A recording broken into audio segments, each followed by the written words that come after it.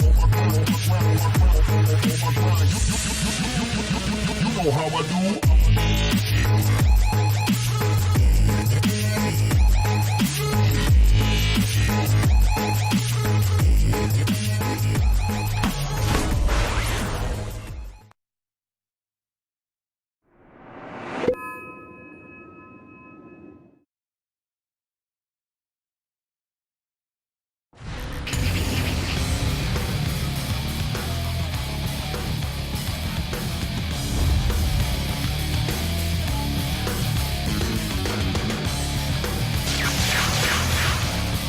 Let's get cracking!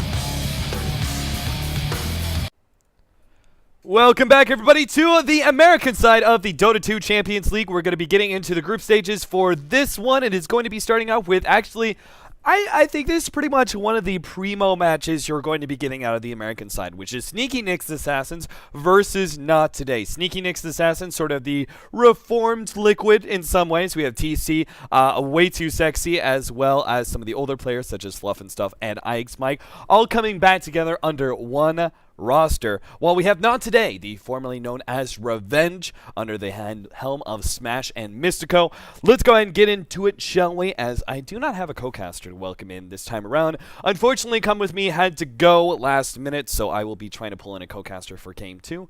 But for now, guys, good old-fashioned solo cast. So, it's NoT Today.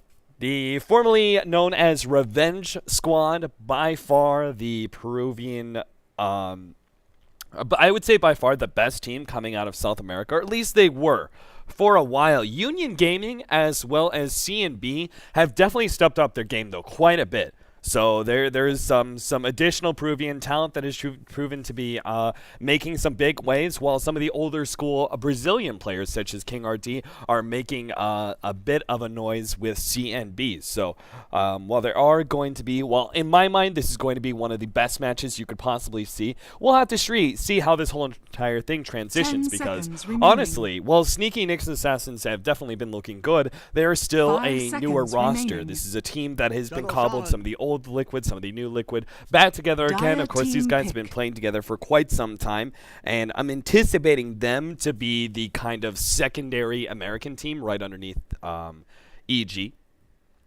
It's going to be either them or, of course, Navi US, who still look really good. Honestly, I'm a big fan of the Navi US squad, and I'm glad to see they're not making any changes just yet with their roster, seeing as they were put together pretty shortly before TI.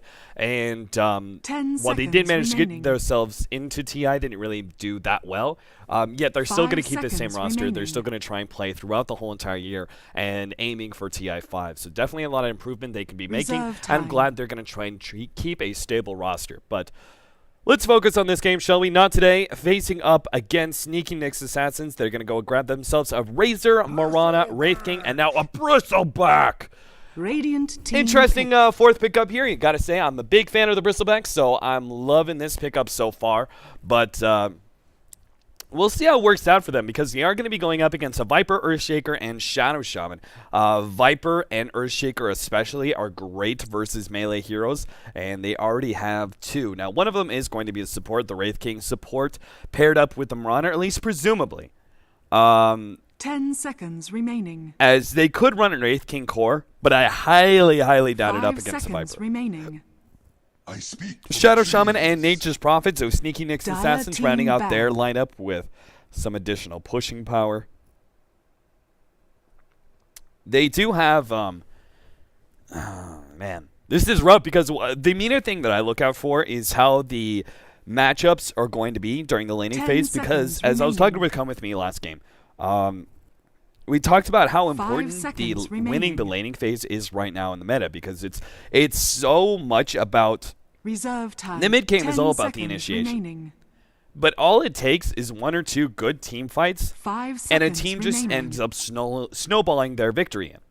And so it Radiant becomes team all about banned. lane control and mid-game team fights. That's what the meta is all about right now, and not necessarily trying to pick up late-game heroes or split push or anything else. It's about winning those team fights and snowballing into the base from there. Pick. And so the immediate thing I look for right now is the meta is how are the lanes going to pan out. And the first thing that really flags in my mind is we have a Razor versus a Viper now. Razor is one of the few heroes who can actually beat Viper in that mid matchup. It is favorable for the Razor. Now, there are certain things that a Viper can do in lane in order to, you know, be able to try and come back. It mainly comes down to super aggressive harassment with your orb attack. But it's still a very favorable lane for the Razor. So that is already putting me a little bit on edge here. On top of that, NoT today have one of the best roaming combos in the game. They're going to grab themselves the Mirana and Wraith King. Team pick. That will be a support Wraith King, as we now see a Clinks being grabbed by them. So we have actually a ton of mid-game team fight and a lot of single target ganking power, as well as a lot of push. Clinks is not normally thought of. They have two heroes that are not traditionally looked at as pushers, 10 seconds which is both the remaining. Bristleback as well as the Clinks, but they both specialize in being able to output an 5 insane amount of seconds physical remaining. damage very early on, which makes them rather unique for Reserve early time. engagements, as oftentimes heroes don't have a whole lot of armor early on, but it also gives them an amazing amount of push power. And so if you're able to turn this sort of like pick off into a tower, or even not even just that, but even just sieging down certain towers, sneaky Nyx assassins have to be careful not to be snowballed on. Now, sneaky Nyx assassins are going to grab themselves one of the most early, I would say one of the earliest aggressive carries in the game, which is the Gyrocopter. Gyrocopter has fulfilled a very similar role to the Luna in the past. She is a bit more independent than the Luna when it comes to being more active in team fights and that sort of thing. He's a bit more of an early game hero than the Luna is, but both of them Prepare are for battle. definition of snowball carries.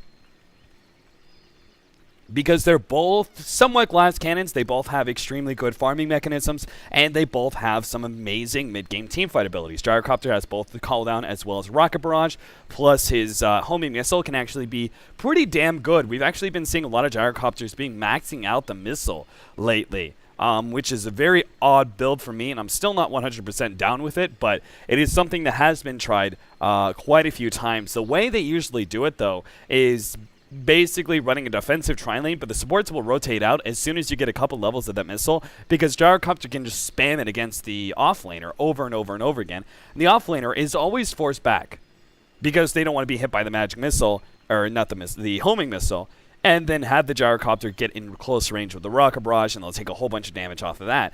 But at the same time, as they run themselves away, they're taking more and more damage, especially if you start leveling this homing missile. As you can see, it does 440 damage at level 4, which is absurd for a single target nuke. Now, it makes sense just because of the way the nuke works. It's very delayed. It depends on how far away the enemy hero is, etc., etc., etc.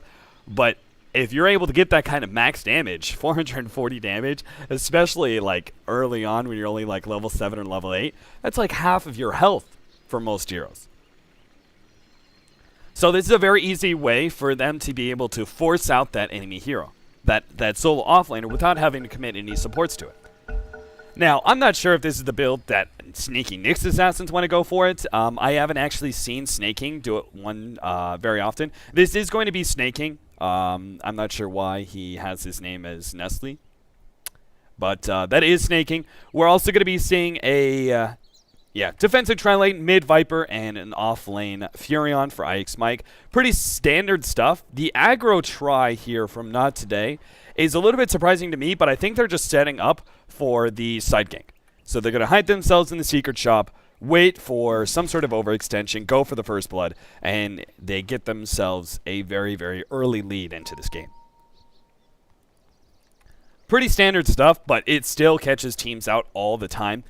These kill combinations, whether it's any combination with Mirana, it's amazing. There are a couple others that are pretty popular as well, but mainly it's all about the Mirana right now. And these two supports can just roam around, because look at what they're leaving here as their solo safe lane. It's going to be the Razor. Ewo's Razor up against the Furion. Now, Furion can definitely do well in this lane, especially since he went for boots first. But he's still a solid solo laner. And that means that he can just go battle ahead and begins. leave him alone, have the two supports just roam around and try and get pickoffs in some of the other lanes. They're really not needed to babysit in any way. Now this is going to leave Smash's Clinks 1v1 up against the Viper. One of the few, despite the fact that I was talking about the Razor doing well versus the Viper, Clinks is another hero that can do very well up against the Viper due to his early physical damage. I think he's a bit more likely to be harassed out by the Viper, and we'll see how it works for them. But I think the Razor would do better against the Nature's Prophet than the Clinks would. Now already you could see Smash is going to be constantly harassed every single time he comes forward, but he did something really smart. He only blocked out, he lit one of the creeps through, and only blocked out the other ones a little bit. So oftentimes, controlling the mid lane is all about being able to get those good block-offs, especially against range versus range matchups. Being able to stand on the hill is the most important part, but if you block too much and the enemy hero doesn't block at all, it ends up being this kind of mind game where the creeps will end up into the tower, and now the lane is going to be pushing in, which is pretty favorable for Smash, except for the fact that this poison attack, the orb, is allowing TC to be able to continually harass Smash without taking any aggro from the creeps. Arrow's going to be fished out from Masoko. They didn't manage to get themselves that early first blood, as Sneaky Nyx Assassins have been playing this pretty passive. They do have a very aggressive ward being laid down on the Dire side, which is going to give them vision of any of those support rotations out, seeing if they're going to try and wrap themselves around. But it looks like Sneaky Nyx Assassins are just going to content themselves with sitting back and getting whatever farm they can underneath the tower. When the lane pushes out, though, that's really the harder decision for Sneaky Nyx Assassins to make. Do they actually sit back and let the gyrocopter basically get gimped on farm due to the fact he can't really move forward? Or do they try and risk it up against what is a very dangerous dual lane combination? Mihawk already, well, he went for the more aggressive build. Looks like they're really keeping these two supports committed to the bottom lane because he went for the Viscous Goo, which this is something that gives you a lot more kill power as a Bristleback, but also really hurts your defense, as Bristleback, your passive, is by far the best ability when it comes to increasing your survivability in lane. Top lane, you can see what Ewo is doing. Just this is going to happen time and time again, but the Furion always has the treants to be able to not only get CS with, but also harass the Razor. So this is why this matchup is not bad for the Furion. Even though he's going to be constantly forced out, he should still be able to pick up a lot of farm. In fact, you could see him. He's going to be going for the very fast phase boots here. Way Too Sexy, as well as Fluff and Stuff's Earthshaker, having a very slow time here in this bottom lane because there's nothing really they can do until Not Today try and force something here. They're purely reactionary supports, and they can't really move out for fear of being picked off themselves. You can see this ward is always going to see them if they go for a pull or something like that. So they're just sitting back playing the very boring support game. I'm surprised Not Today haven't managed to control this lane a little bit more and pulled it back, as that is probably the best way in order to punish Sneaky Nyx Assassins for this very passive playstyle. But they keep on pushing it into the tower over and over again. Upgraded Courier, we now have a ring that's going to be going the way of Ewo. He wants to try and grab himself a Ring of Aquila purely from the side shop. And this is going to help him out a lot versus just in the laning phase up against the Furion, because it's purely physical damage he's dealing with, so the early armor can help him out quite a bit. But then the Ring of Aquila also gives him that extra bit of regen and even damage, actually, from just the Ring of Bacillus. The Ring of Bacillus is by far one of the best early stage laning games in the item because it gives you armor, damage, as well as regen. Everything you need in lane comes from Ring of Bacillus, except for, you would love to be able to have a little bit of regen, HP regen included in that, but that would obviously make it super OP. The important thing is Ring of Bacillus allows you to win harassment so easily because you're taking less damage and you're outputting more damage. That's all you need. Phase boots finished up by both the Furion as well as the Razor. So he was still keeping in step with Ike's Mike and continuing to force him out. And I'm almost expecting these supports to try and rotate up to the top lane sometime soon. just because this bottom lane is just such a boring lane for them. But they're also not really showing themselves too much in lane. They know, like, not today, no, they're behind the gyrocopter at all times. What happens if they try and get themselves a TP or smoke gank in and rotate out? Not today won't really have much information about that. Just because of the fact that supports are always missing in some regard. Now, it'd be a little bit of a risk. You'd be leaving the gyrocopter exposed, but it could be worth it if you manage to win a lane for the Furion. Way too sexy. Uh-oh. Mystico trying to get close enough is barely outside of range, as the Shadow Shaman with the early set of boots is able to stay just ahead of the Wraith King, who has a 5 movement speed advantage over the Shadow Shaman. Just couldn't get close enough. 0-0, 5.5 minutes in. The mid matchup, well, the CS is obviously going the way of the Viper rather heavily, 34-13, where the Clinks is sitting at 17-1. But again, I think they're just looking at this and going, who can go up against the Furion a bit better? Smash at least has access to early neutrals this way. Where, you know, the mid matchup, it sucks. And Viper will always be able to control you, but at least he can get farm in relative safety, and he won't be forced out. Whereas the Furion in the side lane could just continually harass him with an early phase boots advantage, plus the Treants going at it. Smash. Oh, they're going to go for Ike's Mike. 1 hit, 2 hits, and a third is going to be able to ensure the kill for Smash, as he just had a sliver of information there from the Plasma Field the last second for that extra hit.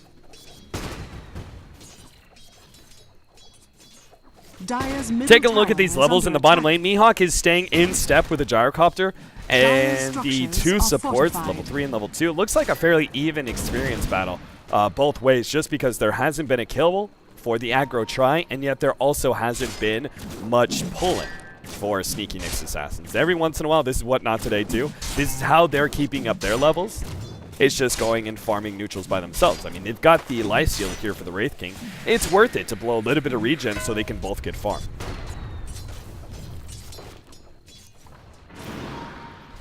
Arrow comes out. Oh, Jesus, Snake King. That almost hit him there. Fisher's actually going to be able to block him off, and Mystico may be in some trouble here. He's going to be the first target. Eats his way through a tree. Furion Bounce finally comes in. Aether Shock will finish him off. Meanwhile, Nestle's in some trouble. Mihawk slowing him down. Has to turn around, though, due to the Rocket Barrage, and is going to be forced to back up. Fluff and stuff, looking for the Fisher block. Does get it. Eats the trees. Mihawk needs to eat another one, but he's still blocked out.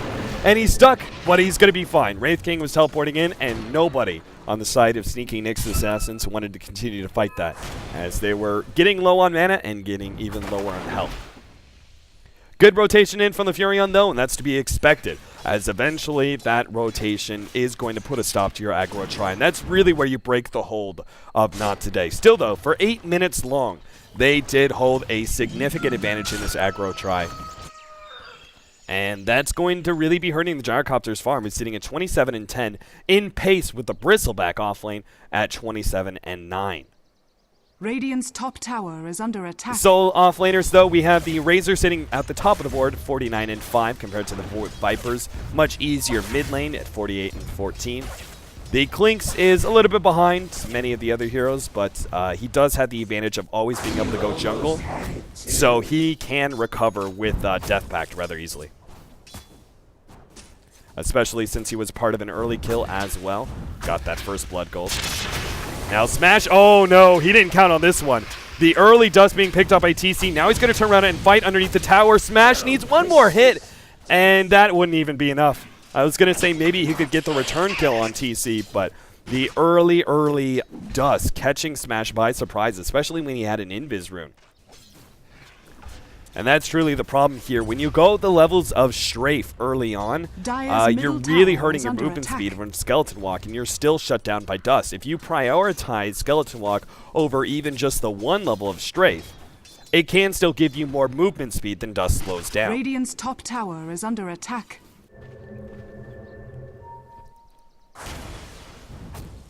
Mystico and Masoku. Unfortunate timing for them, as the Furion had just backed himself up. I'm not sure if they somehow saw that smoke gank, or if Ike's Mike was just done farming the jungle for a little bit and decided to go back to base. They're still going to try and go for the dive here onto TC. Smash continues to fight. Arrow's going to come out, sneaking right past the creep wave, and just barely clipping the Viper's wing there. It was so close. Bottom lane, though, they're also going to be going in on the Bristleback, able to finish him off there with the call down. And Earthshaker actually managed to secure the last hit. And they'll try and push in. They've already got the Fury in here, so why not? If they can get this early tier 1 tower, this is going to spell a hand of minus for IX Mike. And maybe a faster bit of farm for the Gyrocopter, who's been shut down pretty heavily early on. Now, the rotations are going to come in from NoT today. They're not willing to give up a free tier 1 tower. Smash is going to be coming in from the side, but backs himself up as he realizes his teammates' teleports is going to be enough to stop the aggression on the tier 1 tower. So instead, he goes right back to the middle lane. Clinks is one of those heroes that can have such a high impact in the mid game, but he needs just pretty much AFK farming for the first 15 minutes.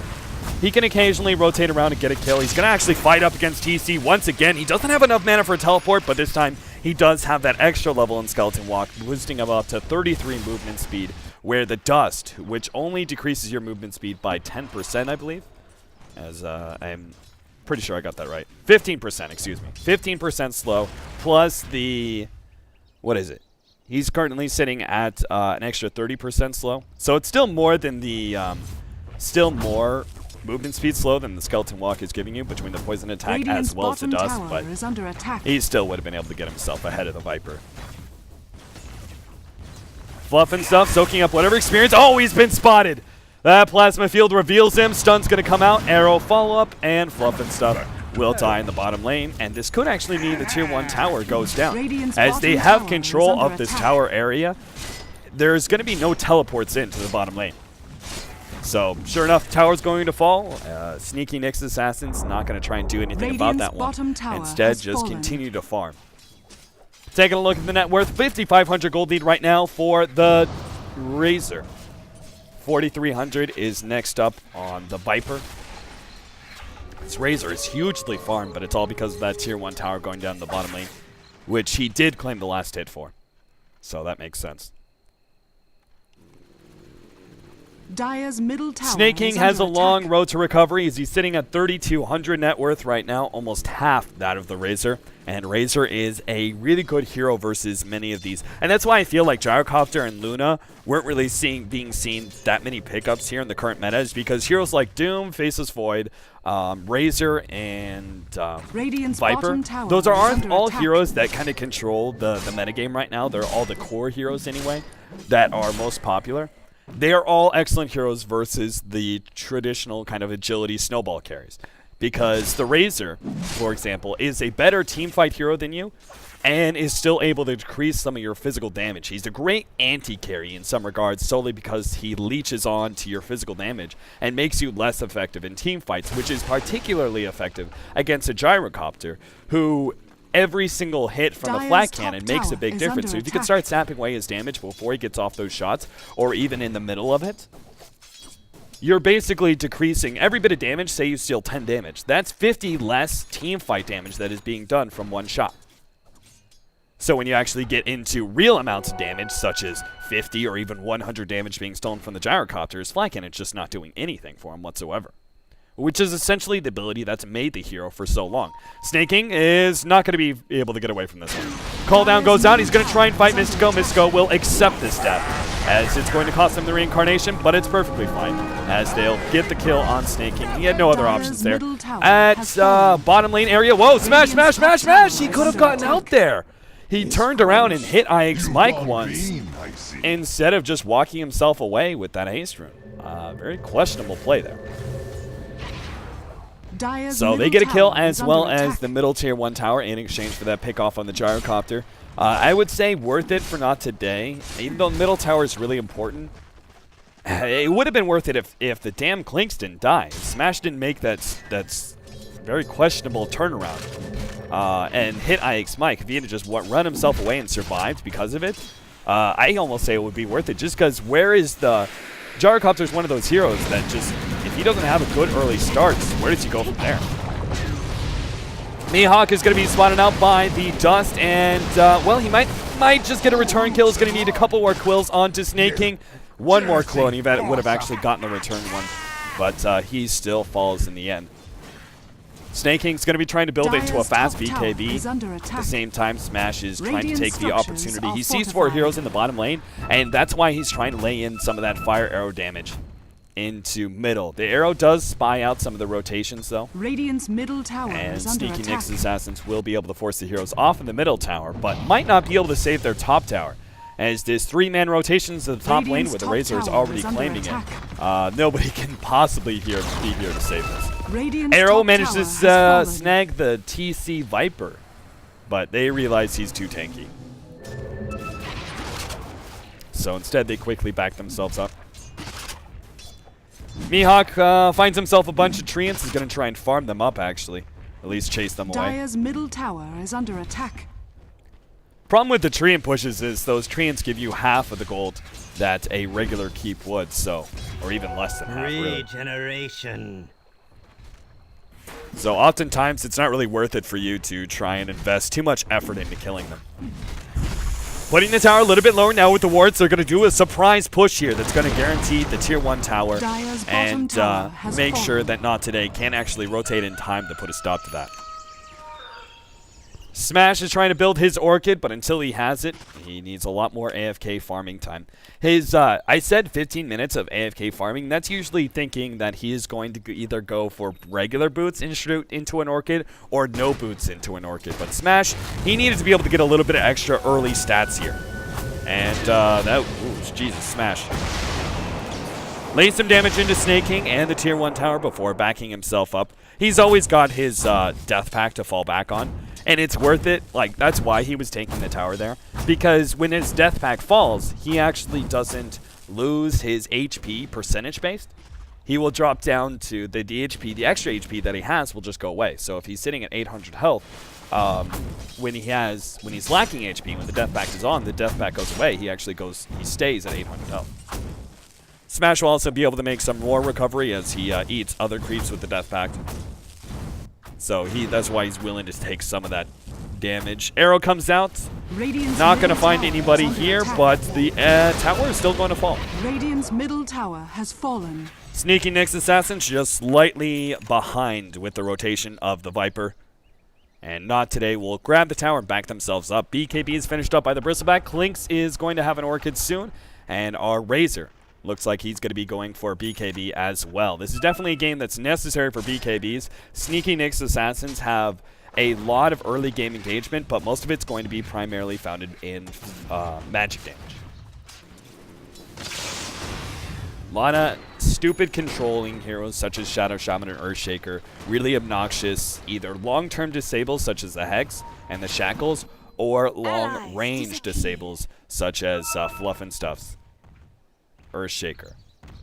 Smash deciding against trying to go for the Earthshaker and not going to be able to find anybody else. The arrow goes out, but nobody's going to be hit by it. Bottom lane, there's actually a double damage rune for Smash, and this is a big pickup for him. Even though he can't really kill anybody necessarily without the Orchid, the double damage may be enough of a buff for him that he can go for it. Smoke Ink and once again, Sneaky Nick's Assassins are trying to turn what is basically a surprise push. They're going to show one hero in the top lane and Dire's top try and either tower go is for a under pickoff attack. or turn this into a fast tower where they control, just like the bottom lane, they control this tower. There's no teleports in. Dire's structures are fortified. That's just purely suicidal. Dire's top tower NoT today is are under now going to try and go for it. The tower's going to fall due to the Treants. At the same time, we have Nestling who's going to be stunned up. Arrow Treant actually intercepts it. And Mystico trying to return some damage. There goes the Reincarnation. Call down, though, is going to do a lot, but the physical damage is going to overwhelm the side of Sneaky Nick's Assassins. TC is stunned up. Mystico is going to die still. Fluff and Stuff gets off a great Echo Slam, but the mech still returned from Ewo will keep him alive. And the Necronomicon minions also going to be farmed up, as well as the wards. So despite that being a 2-for-2 with the tower going down, NoT today will actually get a lot of extra farm due to all the minions that they're going to be able to kill, whether it's Necronomicon things or these wards, which Dire's you can't really middle tower underestimate is under how much attack. these summons give. Not today. Still topping out the board, 10,000 net worth already. 20 minutes in for the Razor. Take a look at the overall board, though. 2,000 gold lead for Not Today, and 3,000 experience lead. I actually wasn't expecting this. Despite the fact that I feel like Not Today are doing well, they have been steadily losing some ground when it comes to these pushes, and I thought Sneaky Nyx Assassins would be actually ahead, at least in experience, due to the kills they've gotten. That is not going to be the case. Masoku may have been spotted out there by Fluff and stuff, and you may see some early counter wards, but it's okay for Not Today if they're seen there. What's important about this ward is securing Roshan, because they have a great Roche-taking team between the Viscous Nasal Gloom, which gives you a lot of minus armor for Roshan early on, plus Smash's early physical damage. They have a lineup that can do Roshan exceptionally fast. So that's why they have so many, 2 different wards being laid down in such a short period of time that give you a big Roshan advantage. And there it is. Roshan already going to be falling. Snake King will be able to get off a good call down, which could intercept, but doesn't get it. Actually, no, way too sexy. He got the Aegis. He blinked in, managed to secure it. Not Today. Now on their way out, but they're trapped up. The Sprout delaying Ewo's retreat. We also going to see Smash, who's in some trouble here in the bottom lane, as he is dusted up as well as slowed. He needs to be able to get off his ultimate, but nice Orchid. It's actually going to turn that around. What should have been a block farther up. Mihawk is going to be trapped by trees as well as wards and be taken down in the process. 2 hero kills. That is all for the side of Sneaky Nyx Assassins, but what a big play there. Way too sexy. Was not expecting that one whatsoever. I thought maybe the call down could maybe steal Roshan. And in fact, it did. What? They got Roshan. That was a regular pickup. So, Snake King's call down, I think, is what killed Roshan. And way too sexy managed to jump in and claim the Aegis. So, just being completely surrounded by all the Not Today heroes. That is such a huge turnaround. I don't think I can emphasize enough how much that did for them. Because got them the Roshan gold, which is huge. It's a big increase of gold for your side of your team. But grabbing the Aegis there is what ensured the team fight was so easy for Sneaky Nyx Assassins. Not Today couldn't turn around and fight at all, because they took so much AoE damage and they didn't have a second life on one of their heroes. So a big clutch play there from Way Too Sexy. And that's, I believe, not the first Roshan steal he's had in his heyday. He's done quite a number of those. The ward was actually going to be countered out there due to this ward being placed first. They did see the ward being placed on the side of Sneaky Nyx Assassins and do quickly counter it. Let's take a look at how far that gold lead jumped up. Basically, a little about like 3,500 gold lead climb there for Sneaky Nyx Assassins due to that one Roshan fight. And about the same in experience as well. So huge turnaround. Not Today definitely still have some good control of this game, as this Razor is monstrous. He's trying to build into a full Aghanims by about 27 minutes in, I would guess. While he already has Mech and BKB. Masoko's going to be targeted. Moonlight Shadow is going to be necessary for him to get out here. He's actually trying to teleport away. Oh, the homing missile puts a stop to that one. Meanwhile, they also catch out the Wraith King. Masoku is trapped. They know him. They know he's here. And so they get both the supports. Middle lane is being pushed in by Ewo. Top being pushed in even further by Smash, who may be able to get in a lot of damage on this tier 2. Radiant's top tower is under attack. Fluff and stuff making a rotation. Smash not going to be holding up, though.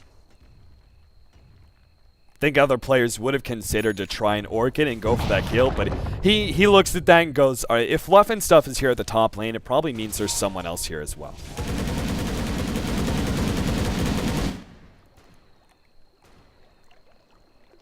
And look at that catch up there for IX Mike. He is now just barely trailing the Razor by 1,000 gold due to that big upset.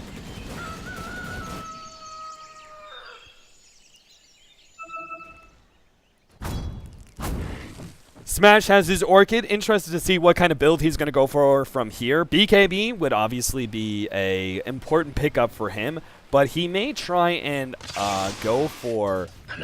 Like, I think the Blink Dagger is actually really legit. The way that Eternal Envy has run the Clinks in the past, I think that's a really viable way of running your Clinks. As the Blink Dagger being your secondary item after the Orchid. And he's going to do the same. Oh my god. Quick blink away. Right is way too sexy and fluff and stuff. We're looking for a gank. They would have dropped the wards. If they'd gotten that initial disable, they would have immediately dropped the wards and gone for that kill. Unfortunately, they couldn't get him just because the clutch Blink Dagger pickup, Not Today, are now going to try and push into this bottom tier 2. Don't really have that much pushing power right now unless Mihawk wants to start focusing and being the frontline hero for that tower. He does have a lot of physical damage, but it's mainly the clinks. Not having the clinks means a big difference for them.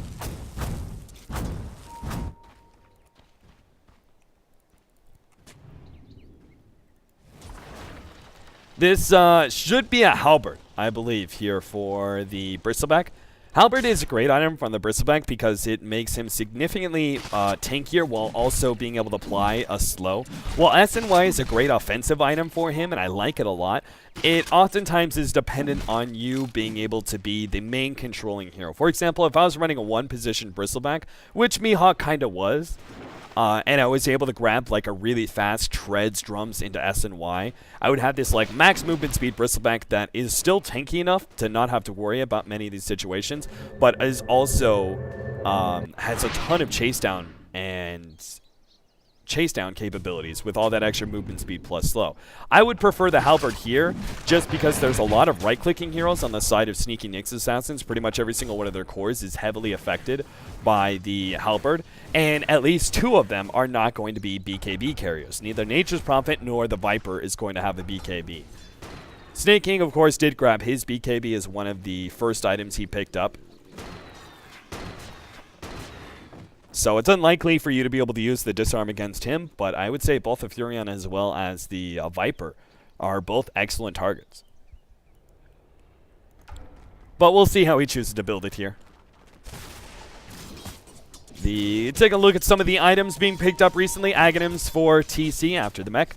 We have Fluff and Stuff, who already has a Blink Dagger, IX Mike, as his Necro Book 3, and he's going to be going for a later Shadow Blade. I actually like that build quite a lot, especially against the Clinks. This may force Clinks into being a gem carrier early on, just to make sure he can both gank the Furion and make sure he doesn't get ganked by the Furion. We also had Helmet Dominator recently picked up by Snake King, and a couple mobility items for Way Too Sexy, both the Furion Force Staff and the Blink Dagger.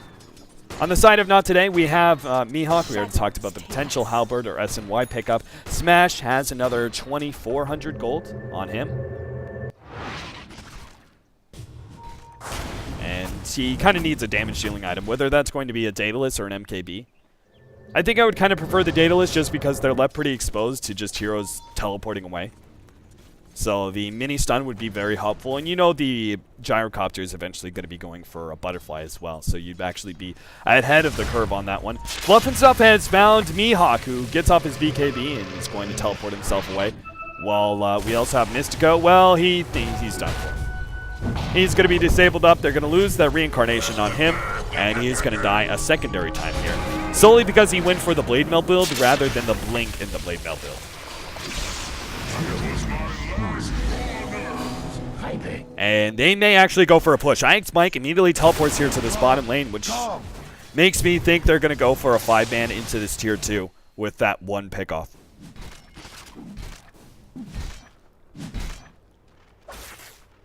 Ewo has his full Aghanim Scepter if he wants it right now. Aghanims plus level 3 Eye of the Storm. Big upgrade for him. And Smash. 3,000 golds. We'll see what he builds into. They're just going to give up this tier 2, though. Dire's bottom tower is Too many under big attack. items on their way in the next few minutes for them to try and force a poor fight. Dire's Sure enough, there bottom goes the tower halberd. has fallen. Nice. Love that pickup. Radiant's top tower is under attack.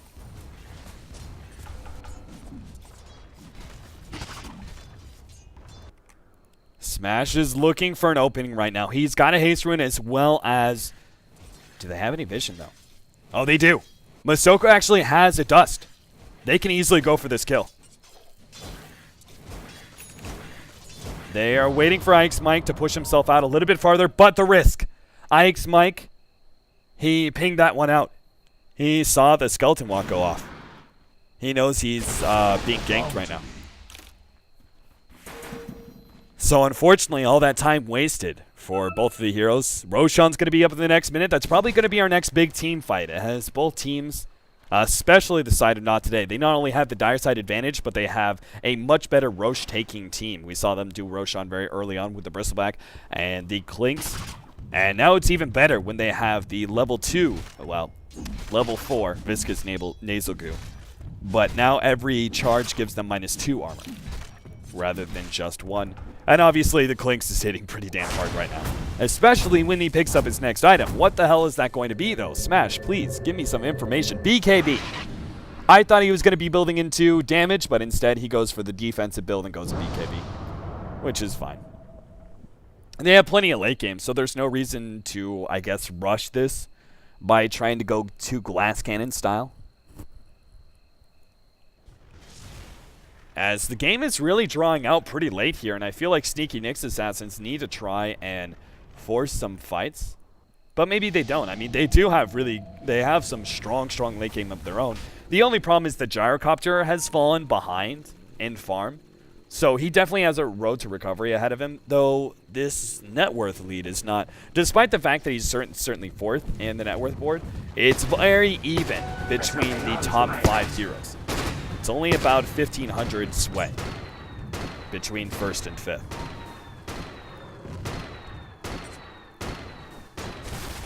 Bristleback is currently sitting at 6, a little bit farther behind than the rest, but one good team fight is all it takes for them to catch up, or Roshan, either way.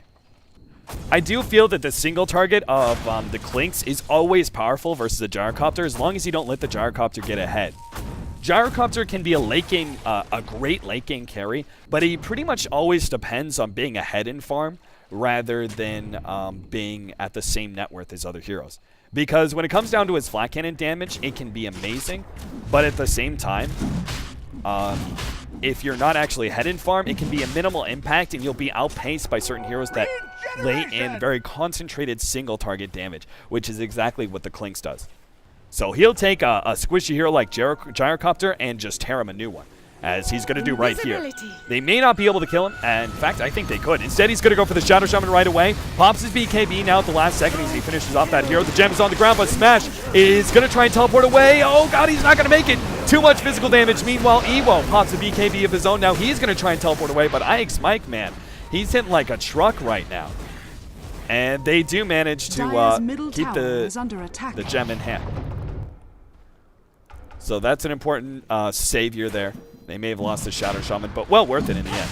TC is going to be hit by the arrow. Masoku is going to be taken down, though, as he gets off a dust, surprisingly enough. I guess just to make sure that IX Mike can't Shadow Blade away right away. But he had no other allies in the near vicinity. They're going to be coming in now, though, but it's going to be a 3 versus 4 fight underneath the Roshan pit,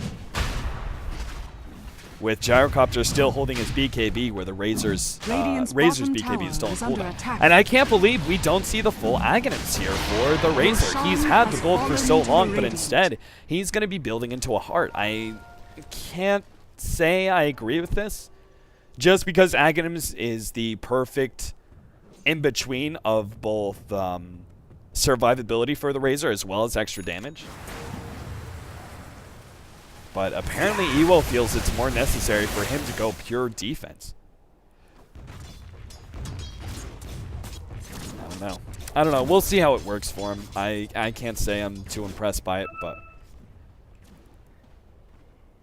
then again, I also thought that Smash was going to be going a big offensive item, and he chose to go for BKB. I don't know. I thought the Blink Dagger allowed you to go for an offense item, because then you have that mobility. As long as you're paying attention to your surroundings, you can get yourself out of a lot of the danger that the BKB is designed for. But I suppose all the Blink disables that are coming out of him are a bit too risky to just rely on a Blink Dagger. He's going up against a Shadow Shaman as well as an Earthshaker, both who have Blinks and both who have instant stuns. So that is a rough place to be in. Haste. And it looks like not today. While the Furion and the Gyrocopter both extend into the late game pretty well, the Viper certainly drops off. rather heavily. Earthshaker and Shadow Shaman are both going to be solid supports in the late game, but I'm just kind of like looking at this and judging whether or not the 3 carries of NoT today can out-carry the Gyrocopter and Furion. Is basically what it comes down to. I do feel with that Butterfly pickup, though, the Gyrocopter is at a significant advantage and should be looking to try and force down some towers. Dire's top tower has fallen. So they've already taken the tier 2 and are now going to go straight uphill. Meanwhile, the split push is happening in the middle lane. Smash is attempting to try and push into the tier 2, but it may not be fast enough. It depends on how aggressive Sneaky Nyx Assassins want to play this. They could have either 5-man uphill and forced those other 2 heroes to teleport back, or they could just back up and content themselves with just a tier 2 and try and farm up the lanes that are pushed in. Plasma Field is going to be hitting IX Mike here. Ewo will try and keep track of him. IX Mike always has his Shadow Blade to fall back on, so there isn't really that much danger. Smash has been turned into a chicken, and the Orchid is on fluff and stuff, but it's going to be fading soon here. A Fissure Enchant Totem combination is all it takes to be able to finish him off. And now Razor is actually in a lot of trouble as well, as he's going to try and teleport himself away. IX Mike has no disable to be able to stop him, so he does manage to get himself out. But that was a huge pickoff and might just be the waiting sign for Sneaky Nyx Assassins. They've been kind of hesitating and going uphill until now. But with that pickoff, oh, call down ahead of the mark. Isn't going to be able to snag Masoko quite yet, but the right clicks will still be enough. Damage being stolen away from Snake King, but lack of 2 different heroes, especially that Clinks, means that NoT today cannot go for a fight. That's why they're going to be taking a lot of damage onto their tier 3. Glyph has already been blown, but still another 30 seconds here for Smash, and I think this might just be a full Rax. There is a buyback for Smash, as well as one for a couple of their other heroes, such as the Bristleback. But they are going to give up a Rax instead of buying back like that. That is... I can't say I agree with that either. NoT today just seemed to play so passive here in the last few minutes that they've actually screwed themselves out of the game. They lose a mid-Rax. They're now going to be losing the top tier 3 while waiting for Smash to buy back. Tier 3 is going to fall, and we'll see. Sneaky Nyx Assassins. Already we have Snake King being gone on. He does have the Aegis. He's going to finish off the reincarnation in exchange for his own Aegis. And as he comes back, see whether or not they're able to take this fight. Smash is coming in with his BKB, trying to focus down one hero, but he's just not doing enough against Gyrocopter, who has that Butterfly Echo Slam from Fluff and stuff. Despite the BKBs, it still does a lot of AoE damage. Mystico's going to be forced back. IX Mike getting low, being chased away by Mihawk, but the slows from TC is keeping everybody from NoT today back up. And the Flat Cannons are actually going to be able to finish off some of these heroes. Now they'll jump in, Hex, and the ward's being laid down. Both of those heroes are going to fall. That's an excellent ward trap. Now the buyback from Smash, but this is still a second set of racks going down. They have to try and get a bunch of extra kills. Mystico slowed down once again, couldn't quite get to IX Mike. Neither can Smash, who's going to fall if they can just keep up with them. The Hex, not quite enough. The Furion's going to teleport in, but could not catch him in time. And IX Mike will immediately Shadow Blade out, but Stu, 2 sets of ranks down by the 38-minute mark, and sure enough, NoT today. Call the GG. Such a passive game and such a passive end for NoT today. Dire's courier has been killed. As the defense built on both the Razor and the Clinks, like one or the other, right? Like, if you're going to go for, like, the heart on the Razor, then I would say go for the offensive damage on the Clinks and get that MKB up before the Butterfly. Or vice versa, but it just seemed like they were seriously lacking damage there as Sneaky Nyx Assassins stood and fought. NoT today pushed against them, tried to push them out of their base, and Sneaky Nyx Assassins said, what? We've got so much sustain between the mech that we have, between the Viper slowing everybody down. They have the Satanic for the Gyrocopter as well towards the end there. There was not enough concentrated firepower for NoT today to be able to finish off any one hero. And so because of that, they lose Game 1 in this 2-game series. Stick around though, guys. Game 2 of NoT today versus Sneaky Nyx Assassins coming up next.